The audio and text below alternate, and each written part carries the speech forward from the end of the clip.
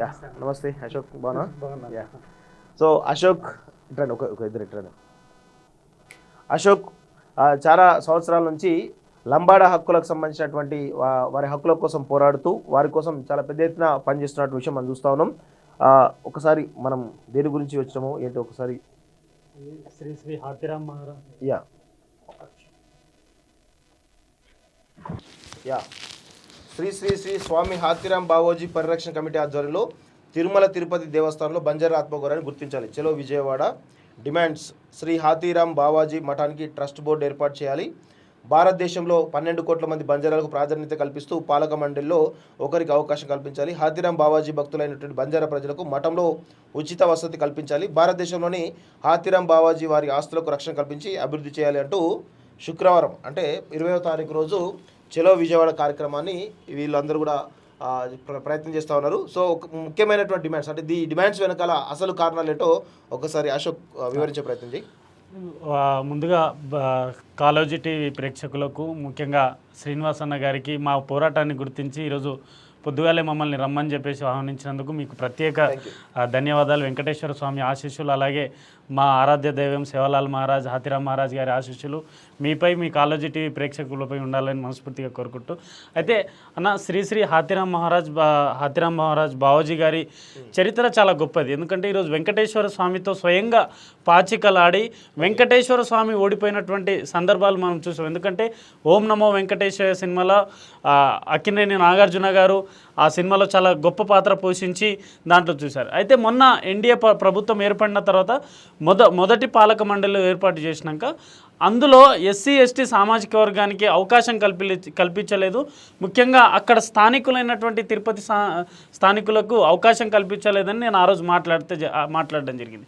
అప్పుడే స్థానికులకు మళ్ళొక జీవో తీసి అప్పుడే భానుప్రకాష్ రెడ్డి గారికి ఒకరికి అవకాశం స్థానికులకు అవకాశం ఇచ్చింది. అయితే ఒకవైపు ఎన్డీఏ గవర్నమెంట్ అనగానే సబ్కా సాత్ సబ్కా వికాస్ సబ్కా విశ్వాస్ అనే ఒక నినాదం అయితే గుర్తుకొస్తుంటుంది అన్న.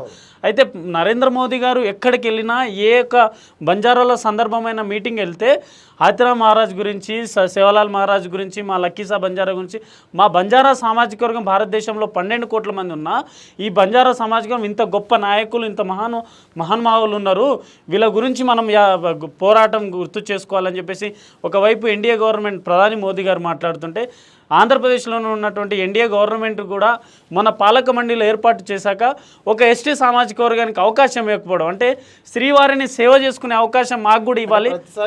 ప్రతిసారి ఉండే ప్రతి కమిటీలో మొన్న కమిటీలో అశ్వర్ధామ్ నాయక్ అని చెప్పేసి అనంతపురం స్థానికులు వారికి అవకాశం ఇచ్చారు. ఇక్కడ trust board Hathiram Maharaj board ఏర్పాటు చేసి దానికి ట్రస్ట్ బోర్డు మన వరంగల్ వాసి లక్ష్మీరామ్ నాయక్ ఇప్పుడు స్వర్గస్థులయ్యారు, వారికి అవకాశం కల్పించారు. తర్వాత నర్సింగ్ నాయక్ గారికి అవకాశం కల్పించారు. అట్లా వరుసగా ప్రతిసారి కల్పించారు. కానీ ఈసారి అన్యాయం జరగడం పట్ల అక్కడే హాతిరామ్ మహారాజ్ గారి ఆస్తులన్న దాదాపు 15-20 రాష్ట్రాలలో వారి లక్షల కోట్ల ఆస్తులు ఉన్నాయి. అయితే దాని మీద ఒక ప్రత్యేక కమిటీ ఎందుకంటే ఎన్డీఏ గవర్నమెంటే చేయగలుగుతుంది. అందుకే నారా చంద్రబాబు నాయుడు గారికి అలాగే డిప్యూటీ సీఎం పవన్ కళ్యాణ్ పవన్ కళ్యాణ్ గారు భీమ్లా నాయక్ సినిమాతో మా అందరికీ దగ్గర మా మనసులు దోచుకున్నాడు. తర్వాత డిటి నాయక్ గారి పేరు చెప్పి ఎప్పుడు మాట్లాడుతూ ఉంటారు. అయితే సింగరేణి కాలనీలో చైత్రపాప చనిపోతే ఆమెపై దాడి జరిగితే అక్కడ సింగరేణి కాలనీకి వచ్చారు. ఎక్కడ గిరిజన బిడ్డలకు బంజారా బిడ్డలకు అన్యాయం జరిగినా పవన్ కళ్యాణ్ గారు స్వయంగా వస్తారు. పవన్ కళ్యాణ్ గారు సనాతన ధర్మం గురించి మాట్లాడుతుంటారు.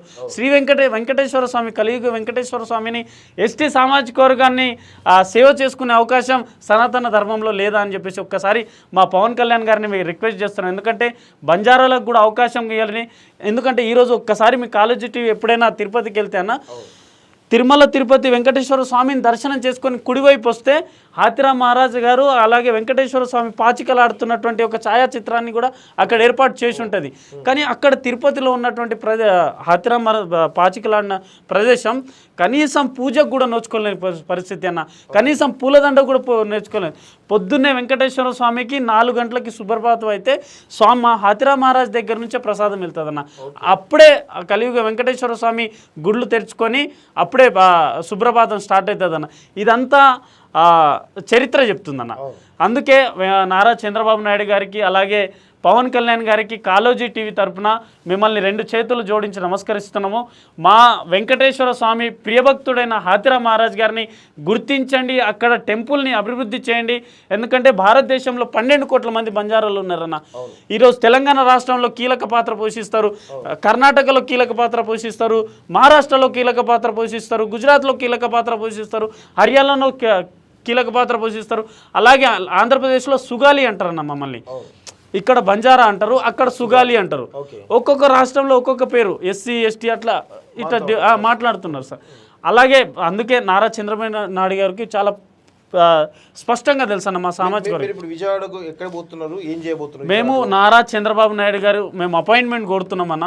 అలాగే గవర్నర్, మా కస్టోడియన్ అయినటువంటి గవర్నర్ గారిని కూడా మేము అపాయింట్మెంట్ కోరుతున్నాము. డిప్యూటీ సీఎం పవన్ కళ్యాణ్ గారికి అలాగే ఉన్నటువంటి క్యాబినెట్ మినిస్టర్స్ అందరినీ కలిసే ప్రయత్నం చేసి మా యొక్క రిప్రజెంటేషన్స్ వాళ్ళకి తెలియజేస్తామన్న. స్థానికంగా ఉన్నటువంటి బంజారా నాయకులు కూడా అందరు వస్తారు. అక్కడ గుంటూరులో ఉన్నారు, మాచర్లలో ఉన్నారు మా వాళ్ళు.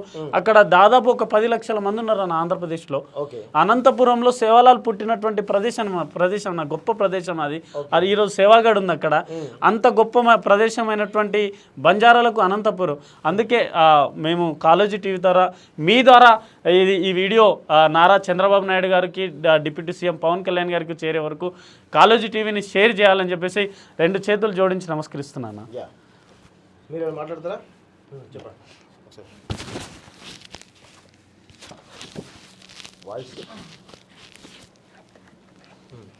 అందరికీ నమస్కారం అన్న. ఇప్పుడు మా అన్న అశోక్ రాథోడ్ చెప్పిన మాటలు, అలాగే మీరు కూడా ఒకసారి చరిత్రను చూసుకోవాలన్న. మరి రాఘవేంద్రరావు గారు ఓం నమో వెంకటేశయ్య అనే ఒక మూవీ ఒక సినిమా తీసినా కానీ ఆ సినిమాలో ఎక్కడ కానీ ఒక బంజారా అనే ఒక వర్డ్ కూడా యూజ్ చేయాలన్న. అంటే ఎంత మమ్మల్ని మా యొక్క సమాజం ఉంది, బంజారా ఒక సమాజాన్ని, అంటే ఉన్న జనరేషన్లో కానీ దాదాపు 2024 వచ్చినా కానీ 60-70 సంవత్సరాలు 80 సంవత్సరాలు వచ్చినా కానీ ఇంకా ఎందుకు మా మీద ఇంత వివక్ష? సో ఇంకా ఏదైనా మూవీస్ వచ్చినా కానీ మా కల్చర్ని, ఇంకా కొన్ని రాములమ్మ మూవీస్ కానీ, అడవి చుక్క కానీ, అవన్నీ మా సంబంధించిన అడవిలలో ఉన్న మాకు సంబంధించిన మూవీసే. మరి ఈ మూవీస్లలో ఎక్కడ కానీ బంజారా అనే ఒక వర్డ్ కూడా యూజ్ చేయాలి అన్న. అంత పెద్ద చరిత్ర కలిగిన హతిరామ్ బావాజీది ఉదయం అంటే సుప్రభాతం స్టార్ట్ అవ్వాలంటే ముందే వెన్నతోటి హారతి ఇచ్చింది మా హతిరామ్ బావాజీ స్వామివారిని. అతి దగ్గర ఎంతంటే ఎవరైనా సాక్షాత్తు దేవుడే మనిషి రూపంలో వచ్చి పాచికలాడినట్టు చరిత్ర మా బంజారా సమాజానికి. మరి ఎందుకు గుర్తిస్తలేరన్న మీ తరఫున జనాలకి? అలాగే ఎందుకంటే ఈరోజు వెంకటేశ్వర స్వామికి కూడా స్వయంగా హతిరా మహారాజ్ గారు వెంకటేశ్వర స్వామి అని మనం పిలిపించుకుంటారు, శ్రీనివాసుడు అని ఒకరు పిలిపించుకుంటారు. హతిరా మహారాజ్ బాలాజీ అని నామకరణం కూడా చేసినటువంటి గొప్ప భక్తుడు అన్న హతిరా మహారాజ్. ఈరోజు అందుకే వెంకటేశ్వర స్వామికి ఈరోజు 600 సంవత్సరాలు అన్న చరిత్ర. అక్కడ 600 సంవత్సరాల నుంచి ఒక హతిరా మహారాజ్ గారి గుడి కట్టలేకపోతున్నాం ఈ జనరేషన్లో ఉన్నప్పుడు. అందుకే ఇప్పటికైనా పవన్ కళ్యాణ్ గారు, నారా చంద్రబాబు నాయుడు గారు మమ్మల్ని న్యాయం చేస్తారు, మా దేవుణ్ణి అక్కడ అభివృద్ధి చేస్తారు, ఆ గుడిని డెవలప్మెంట్ చేస్తారు. ఉన్న ప్రతి ఒక్క మీడియా, ఆంధ్రప్రదేశ్లో ఉన్న మీడియా ఒక్కసారి హతిరా మహారాజ్ మట్ట పరిస్థిత ప్రాంతాలని ఒక్కసారి విజువల్స్ లో చూపిస్తే చాలన్నా. పవన్ కళ్యాణ్ గారు, చంద్రబాబు నాయుడు గారు వెంకటేశ్వర స్వామి దర్శనం పోతే ఆ దర్శనం ముందు అక్కడికి పోయి ఒక్కసారి వస్తే అది ఆటోమేటిక్ గా అభివృద్ధి అయిపోతుంది అన్న. Okay, thank you